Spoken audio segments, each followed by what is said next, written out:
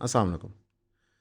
कभी कभार जब हम रिसर्च करते हैं किसी क्लिप की, आपके लिए तैयारी कर रहे होते हैं, तो ऐसे लगता है कि हम ट्वाइलाइट जोन में हैं।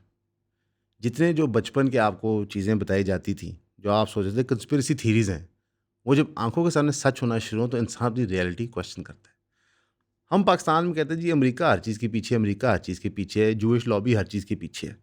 लेकिन जिस मौजू पे आज हम बात कर रहे हैं वो तो सच है। एकदम इंसान अंदर से हिल जाता है।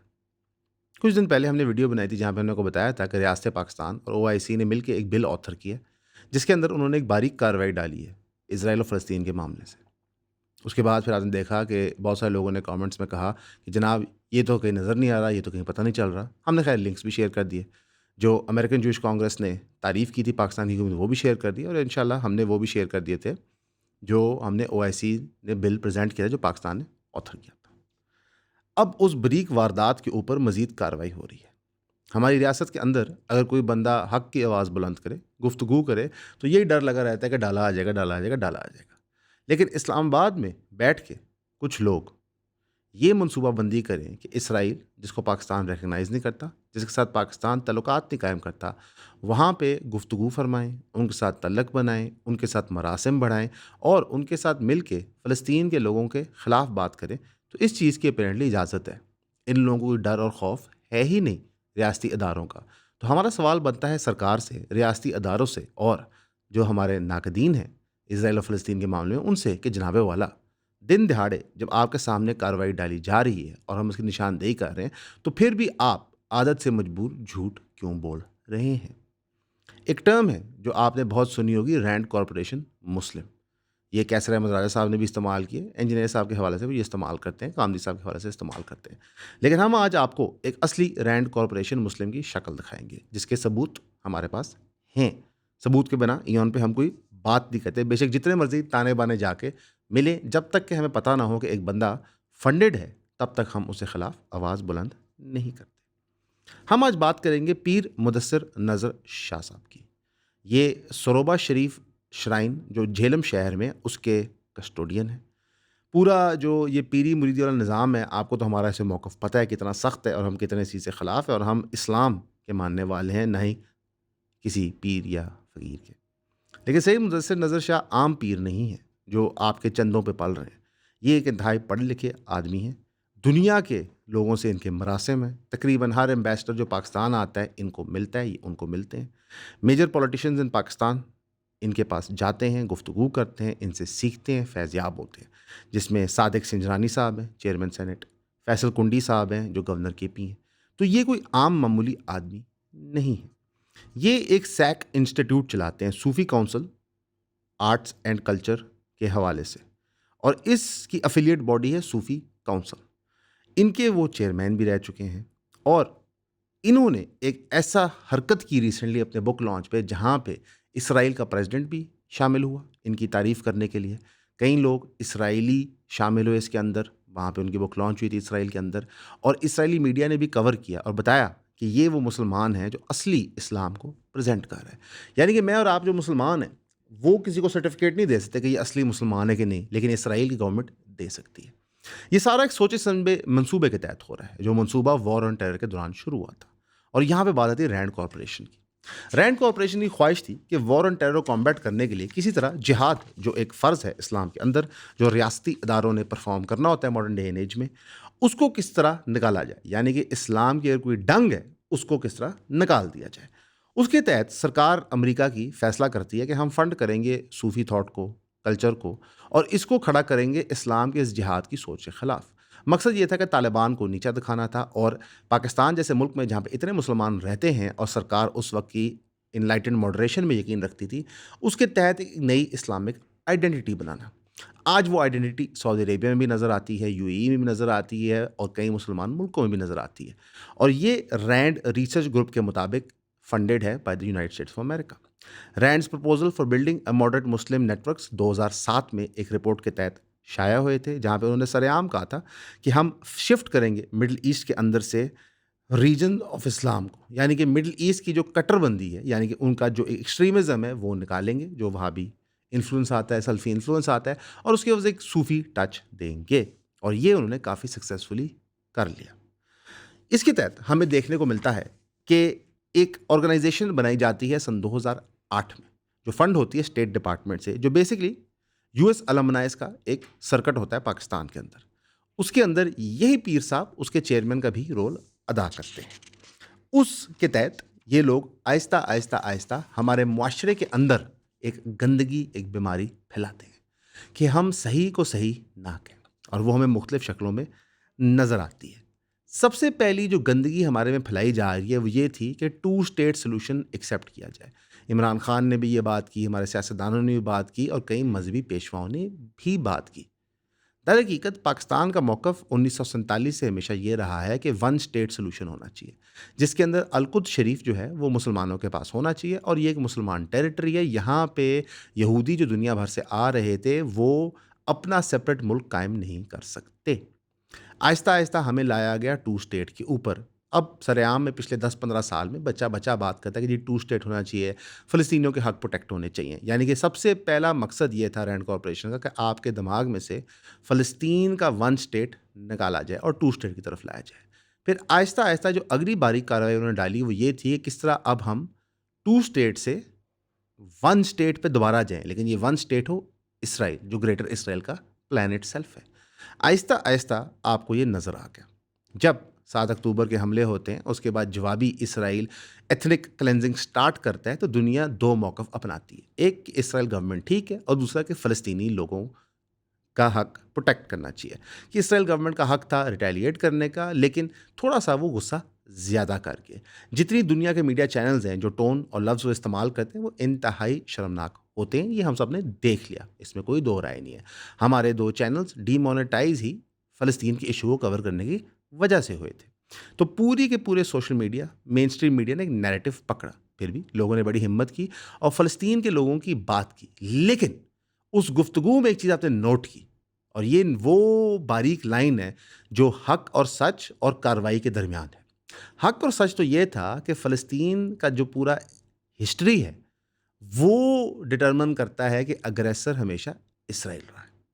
जिस वजह से हम कहते थे कि आप 7 अक्टूबर से पहले भी देखें, आप समझें दुनिया में हो क्या रहा था। एब्राहम अकॉर्ड्स चीज़ क्या थे जिसके तहत हम फ़लस्तीन के लोगों को बेच रहे थे, स्पेसिफिकली गाज़ा के लोगों को। आज खुलेआम आपको नज़र आता है लोग कहते हुए कि ये 2 स्टेट सोल्यूशन पॉसिबल नहीं है। इंजीनियर मोहम्मद अली मिर्ज़ा ने भी ये कहा, और उन्होंने साथ ये भी कहा कि बाकी मुसलमान मुल्कों को चाहिए कि 4.4 मिलियन जो वहाँ पे मुसलमान हैं उनको वापस ले लें, यानी कि अपने-अपने मुल्कों में कायम कर लें, और ये मैथमेटिकली तो पॉसिबल है। इस पे कैसर अहमद आज़ाद साहब ने तनकीद की और कहा कि जनाब वाला, आप कैसे मुसलमान हैं कि आप कह रहे हैं कि फ़लस्तीनी यहाँ से चले जाएँ, और उन्होंने कई और बातें भी उनको लगा दी इसी साथ, यानी कई एडजेक्टिव्स इस्तेमाल कर लिए इस बात को डिस्क्राइब करने के लिए। इससे ज़्यादा मैं नहीं कहूँगा कि ना मैं वो लैंग्वेज इस्तेमाल करता हूँ, ना मैं उस लैंग्वेज को कंडोन करता हूँ। इसके जवाब में इंजीनियर मोहम्मद अली मिर्ज़ा साहब ने अपने लाइव चैनल में कहा, जो वो उनका क्वेश्चंस का चैनल है शाहिद और बिलाल का, उस पे कहा कि जनाब मैंने कब कहा कि वहाँ लोग लड़ें मत, जो लोग लड़ना चाहते हैं वो ज़रूर लड़ें। लेकिन यहाँ पे इंजीनियर मोहम्मद अली मिर्ज़ा साहब ने, मैं बड़ी माज़रत चाहता हूँ, एक बारीक कार्रवाई डाल दी। वो बारीक कार्रवाई क्या थी? जंग बंदी जो इसराइल और फ़लस्तीन में हो रही है, उसके अंदर फ़लस्तीन के लोग नहीं जीत सकते जब तक कि पूरी मुस्लिम रियासतें उनके पीछे ना खड़ी हों। इसमें उन्होंने कहा कि इसराइल अकेला नहीं है, उनके साथ अमेरिका है और कई और ममालिक हैं। उन्होंने गलती से बीच में नेटो कह दिया था, लेकिन नेटो इस तरह नहीं उधर ऑपरेट करेगी। बेसिकली अमेरिका है उनके पीछे, और नेटो भी अमेरिका ही है। अमेरिका का एक वेसल है, नेटो की अपनी कोई हैसियत औकात नहीं है। ये हमें यूक्रेन में भी साबित हो गया था, जॉर्जिया में भी साबित हो गया था। अमेरिका क्योंकि उनके पीछे है, लिहाजा हमारा लड़ना अभी बनता नहीं है। अब यहाँ पे एक बुनियादी सवाल खड़ा हो जाता है जो हम सबको जवाब देना है, और ये कई बातों में सच है। इसके मैं कई आपको लोकल मिसालें भी दूंगा इंशाल्लाह। बुनियादी सवाल ये खड़ा होता है कि अगर दुश्मन बहुत ताकतवर हो फिर क्या किया जाए। अगर नज़र आ रहा हो कि इस जंग के लड़ने से हम मर सकते हैं, शहीद हो सकते हैं, फिर क्या किया जाए। अगर हक की आवाज़ बुलंद करने पे डाला आपको उठा सकता है, तो फिर क्या किया जाए। इस पे इंजीनियर साहब का मौक़िफ़ ये है कि आप पीछे हटें, कॉम्प्रोमाइज़ करें, और फिर अपने आप को डेवलप करके एक ऐसे तरक्की के लेवल पहुँचे कि आप फिर हावी आ सकें मौके के ऊपर। अब यहाँ पे एक बुनियादी सवाल बनता है कि हमने मिसालें कहाँ से लेनी है। हमने सीरतुन नबी से लेनी है।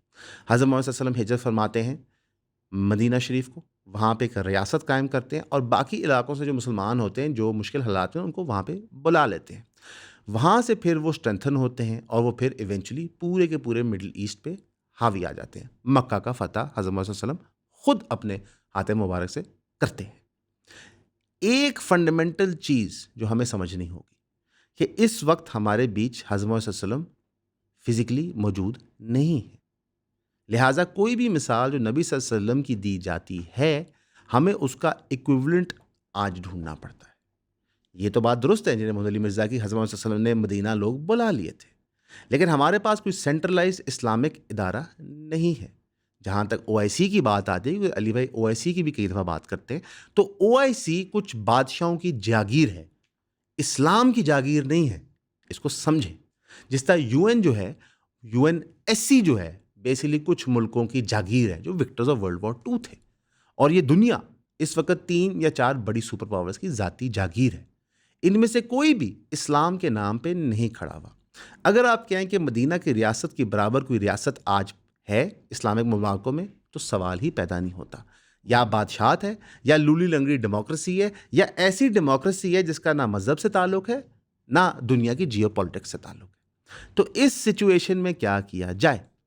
यहाँ पे अब वो हल आता है जो मुफ्ती तकी उस्मानी, मुफ्ती मुनीब और मैं समझता हूँ उनकी मेहरबानी है, उन्होंने दे दिया कि उन्होंने फतवा डिक्लेयर कर दिया कि अब जिहाद फ़र्ज हो गया है रियासती इदारों पे, कि जितने मुसलमान मुल्क हैं और उनकी फ़ौजें हैं, उनको चाहिए कि वो अब जिहाद फ़र्ज करें। अब जिहाद के कई दर्जात लेवल्स हैं। आप जंग बंदी करें, आप UN में शोर मचाएं, आप ट्रेड सैंक्शंस लगाएं, आप जो रूट्स हैं जो इसराइल को सामान देते हैं उनको बंद कर दें। यानी कि उन्होंने रियासती अदारों पे प्रेशर डाल दिया पाकिस्तान की आवाम के लिए, और जितने भी मुसलमान ममालिक हैं उनकी आवाम के लिए मौक़िफ़ क्लियर हो गया कि जनाबे वाला, आपने खुद जाके जंग नहीं लड़नी, अब आपने अपनी रियासती अदारों पे प्रेशर डालना है। इस सिचुएशन के अंदर जितने मुसलमान हैं, जितने उलेमा हैं, उनका एक ही मौक़िफ़ होना चाहिए कि जनाब अब पाकिस्तान की अवाम एहतजाज करे जब तक कि हमारी सरकार कोई असली चीज़ ना करे।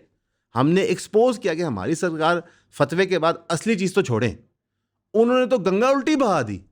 उन्होंने ना तो सिर्फ फ़लस्तीन के लोग जो जिहाद लड़ रहे हैं उनको कंडेम किया, उनके हरकत व सकनात को कंडेम किया, उन्होंने वो शिक भी रिमूव कर दी इस UN के बिल के अंदर से जहाँ पे इसराइल को वॉर क्राइम्स के लिए ट्राई किया जा सकता है।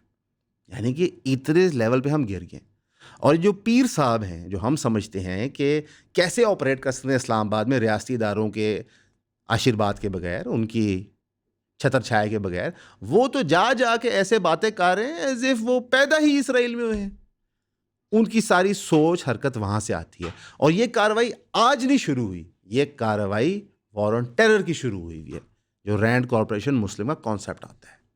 कई लोग उस सोच को मानते हैं, ज़रूरी नहीं कि वो रैंड कॉरपोरेशन से फंडेड हो, लेकिन पीर साहब के केस में तो ताने बाने हर तरफ से Rand corporation type brainwashing से ही मिलते हैं। तो फिर इख्तलाफ क्या?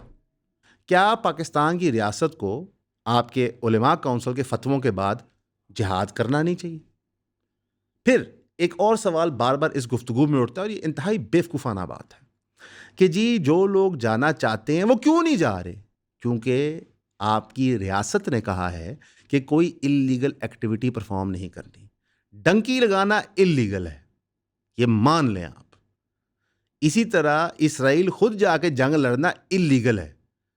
एक तरफ सारे हमारे दोस्त पढ़ाते हैं पाठ के नेशन स्टेट का पैराडाइम बन चुका है, हम नेशंस में तकसीम हो चुके हैं, अब एक नया रूल्स बेस्ड वर्ल्ड ऑर्डर है, इसको फॉलो करें।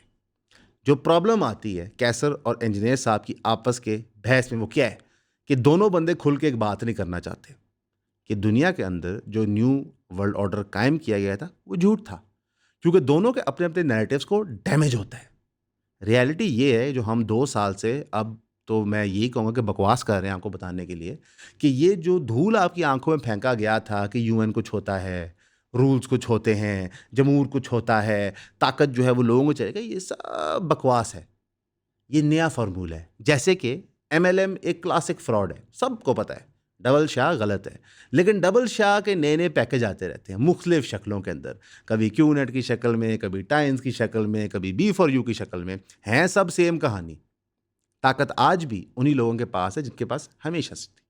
हाँ, हमें साइंस में तरक्की की ज़रूरत है, हमें इत्तेहाद करने की ज़रूरत है, लेकिन सबसे पहले हमें इत्तेफाक ऑन प्रॉब्लम करने की ज़रूरत है। प्रॉब्लम ये है कि हमारे रियासती अदारे कुछ करना नहीं चाहते। प्रॉब्लम ये है कि हमारे लोग जो पार्लियामेंट में बैठते हैं वो कुछ कर नहीं सकते। प्रॉब्लम ये भी है कि हमारे उलेमा इस सब को समझते हुए सच पूरा बयान नहीं करना चाहते। सबसे पहले आप सबका बहुत शुक्रिया हमें सब्सक्राइब करने के लिए। जिन जिन दोस्तों ने हमारी फैमिली में शामिल हुए 3000 की सब्सक्रिप्शन लेके काइंडली हमें व्हाट्सएप किया करें ताकि हमें पता हो कि हमने किस ग्रुप में ऐड करना है। वैसे जो आप सब्सक्राइब कर रहे हैं इसके लिए आपको 12 वीडियोज़ हर महीने मिलेंगी जो प्राइवेट वीडियोज़ होंगी, यानी कि वो कंटेंट किसी ने ना पहले देखा होगा ना वो कभी किसी मेन चैनल पे अपलोड होगा। वो सिर्फ आपके कंजम्पशन के लिए होगा जो 3000 की सब्सक्रिप्शन पे कर रहे हैं। अब वो कंटेंट होगा क्या? उसमें आपको लाइफ स्टोरीज पता चलेंगी, कुछ फिलोसॉफिकल आइडियाज़ डिस्कस होंगे, कुछ पर्टिकुलर इंसिडेंट्स होते हैं जिसकी वजह से चैनल्स डिमोनेटाइज हो जाते हैं, वो ग्रेट डिटेल में डिस्कस होंगे। कुछ आपके साथ कंटेंट शेयर किया जाएगा जो अवेलेबल नहीं है आम पब्लिक को और जो पब्लिकली उस तरह शेयर भी नहीं हो सकता। मोस्टली चीज़ें एजुकेशन रिलेटेड होंगी, हर चीज़ का कोई लेसन होगा पीछे, लेकिन ज़्यादा से ज़्यादा इसको आप सब्सक्राइब करें ताकि आप हमारे काम को सपोर्ट कर सकें। तो प्लीज़ हमें सब्सक्राइब करें, 3000 रुपीज़ भेजें, व्हाट्सएप करें और ईऑन फैमिली का हिस्सा बनें। Thank you. 57 इस्लामिक मुल्कों के अंदर इस वक्त सरकारी लेवल पे जो सोच बन चुकी है, ज़्यादातर की मैं बात कर रहा हूँ, मेजॉरिटी की, वो यही है कि इसराइल और फ़लस्तीन का मामला कंक्लूड हो चुका है, अब्राहम अकॉर्ड्स होने चाहिए, हमें नॉर्मलाइजेशन विद इसराइल करनी चाहिए। इसके तहत जो डेविस्टेशन है वो 2 तरीके की है। नंबर 1, आपने रिवॉर्ड कर दिया एक मुल्क को जेनोसाइड करने के लिए। आपको ये मिसाल मिलती है, अफ्रीका में एक कम्युनिटी दूसरी कम्युनिटी पे जेनोसाइड करती है, सुपर पावरों ने बैक करती है। आपको ये पूरी दुनिया में मिसालें बनती। इसराइल और फ़लस्तीन वो वाहिद पॉइंट था जहाँ पे दुनिया समझती थी कि जनाब यहाँ पे गलत हो रहा है, लेकिन जिन लोगों ने दिफा करना था यानी कि मुसलमान गवर्नमेंट्स, वो ही आगे इस चीज़ को एक्सेप्ट कर लें और उल्टा रिवॉर्ड कर दें कि आप यहाँ से फ़लस्तीनियों को निकाल लें, उनको कोई और जगह दे दें ताकि इसराइल ये लैंड टेक ओवर कर ले, या फिर फ़लस्तीनियों के लिए एक नया पिंजरा बना दिया जाए। क्योंकि ये भी होता रहा है कि गज़ा के लोगों के लिए एक पिंजरा बना दिया जाता है कि जनाब ठीक है, जंग बंदी होगी, कुछ आपसे हुई कुछ हमसे हुई, चलो सबकी मुश्तरक गलती है, लिहाजा आपके 100 एकड़ रकबे में से 40 हम ले लेते हैं, 60 आप ले लें। और जब से इसराइल जन्म लिया है अब तक उनकी ज़मीन छोटी हुई जा रही है, गज़ा के लोगों की, फ़लस्तीन के लोगों की, इसराइल की नहीं, उनकी तो बढ़ी थी। ये वो ख़तरनाक खेल है जो हम खेल रहे हैं कि नंबर 1 हम रिवॉर्ड करने लगे जेनोसाइड को, और नंबर 2 हम दुनिया को ये बता रहे हैं कि चंद डॉलरों के लिए हम बिकने को तैयार हैं। जब आपको ये सच्चाई दी जाती है तो तब लोग लाजवाब होते हैं, फिर लोग मफरूज़े निकालते हैं, सब कुछ बायकॉट नहीं कर सकते तो कुछ बायकॉट ना करो, खुद नहीं जा सकते तो जंग बंदी की बात ना करो, जिहाद की बात ना करो। ये सब का सब कुछ बकवास है, ये झूठ है, ये है स्ट्रॉ मैन आर्ग्यूमेंटेशन। आर्ग्यूमेंट एक ही है, फ़लस्तीन के लोगों के साथ ज़्यादती हो रही है, रियासती इदारों को कुछ करना चाहिए। अगर रियासती इदारे कुछ कर नहीं सकते तो तस्लीम करेंगे हम कुछ नहीं कर सकते, ताकि लोगों के अंदर ये जो ख्वाहिश है कुछ करने की वो या ख़त्म होए या किसी और तरफ जाए। एक तरफ रियासती इदारा कहता है हम हार्ड स्टेट बनेंगे, हम तबाह और बर्बाद कर देंगे हर चीज़ को, और दूसरी तरफ इस मामले में रियासत जो है वो चुप कर जाती है। जो रेजोल्यूशन की हम यूएन की बात कर रहे थे उसके अंदर बहुत सारे दोस्तों ने कहा कि जनाब हमें वो शिक नहीं मिल रहे जहाँ पे हमने बारीक कार्रवाई डाली है। तो हम दास्ते ने शिक नंबर 28 ये है the need to respect territorial unity, contiguity and integrity of all the occupied Palestinian territory including East Jerusalem and for guarantees of the freedom of movement of persons and goods within the Palestinian territory, including movement into East Jerusalem, into Gaza Strip, between West and Bank and Gaza Strip, from in and outside the world. अब बाज़ार तो आप कहेंगे यार ये तो बात कर रहे हैं कि सारा सामान वहाँ आना चाहिए या जाना चाहिए, लेकिन ये वो शिक है पहली दफ़ा OIC की तरफ से जिसने एक्सेप्ट किया कि हम 2 स्टेट सोल्यूशन को एक्सेप्ट करते हैं, क्योंकि उन्होंने टेरिटरीज डिफाइन कर दिए कि जहाँ पे प्रॉब्लम है। अगली शिक वो है शिक नंबर 32 और शिक number 33 condemns the firing of rockets against Israeli civilian areas resulting in loss of life and injury and calls for an end to all actions by militants and armed groups contrary to international law. also condemns the targeting of civilians, including on 7th October 2023, and demands the immediate release of all remaining hostages, persons arbitrarily detained, and victims of enforced disappearance, and immediate humanitarian access to the hostages and detainees in line with international law. ये दो शिक हैं जहाँ पे नाम लिए बगैर कार्रवाई डाल दी गई, स्पेसिफिकली नहीं कहा, इन्होंने ब्रॉड टर्म रख दी ताकि इसराइल जिस जिसको चाहता है इस टर्म में डाले और कहे कि जनाब ये तो टेररिस्ट हैं, ये तो टेररिस्ट हैं, ये तो टेररिस्ट हैं, ये तो टेररिस्ट हैं। ये बचकाना तरीका हिस्ट्री को देखने का कब तक रहेगा?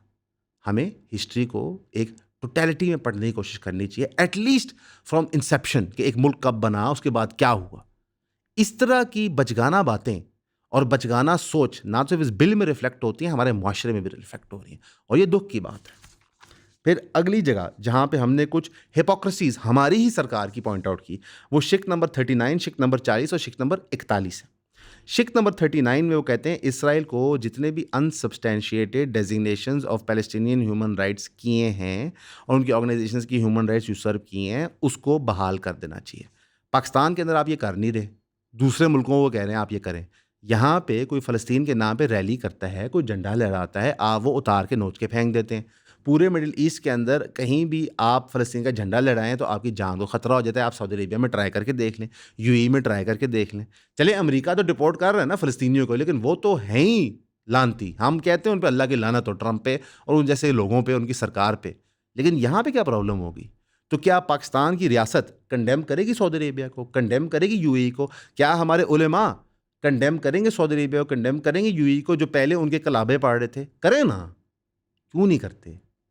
पैसा, चंदा, शाबाशी, क्या डर है? वो हज नहीं करने देंगे, मत करने दें। ये है वो बात जो लोग आपसे करने से घबरा रहे होते हैं। हमें घबराहट इसलिए नहीं क्योंकि हमने पैसे नहीं लेने होते किसी से, हमें बिकने की ज़रूरत नहीं होती, और हमारा को ज़ाती चंदा यहाँ से चलता नहीं। बहुत सारे लोगों को एक आदत है कहानीबाजी करने की, और हमारे मुंह पे तो कर नहीं सकते। अल्हम्दुलिल्लाह, अल्लाह का बड़ा फर्ज़ो करम है, जिन जिन से हम आज तक मिले हैं, जो जो इस चैनल पे आए हैं, उनको हमारी हकीकत रोशन की तरह अयान हो गई है कि ये हम क्यों कर रहे हैं, किस तरह कर रहे हैं, और किस तरह दिन रात मेहनत करके ये चीज़ पूरी करते हैं। जो जो पैसे हमें पिछले 72 घंटे में ऑफ़र हुए हैं, आप 2 साल थोड़े, 72 घंटे में ऑफ़र हो गए हैं कि आप ये फ़ंड ले लें, ये ऐड कर दें, मना कर दिया हमने। तो हमें नहीं ज़रूरत इन चीज़ों की, इसलिए हम सच को सच की तरह बयान करते हैं। उसके बाद 40 नंबर शिक था, affirms the undue restrictions imposed by states on peaceful protest and civil society working to protect human rights. ये पाकिस्तान इसराइल को दाद दे रहा है, ये मिडिल ईस्टर्न कंट्रीज इसराइल को कह रही है खुदा का खौफ करो।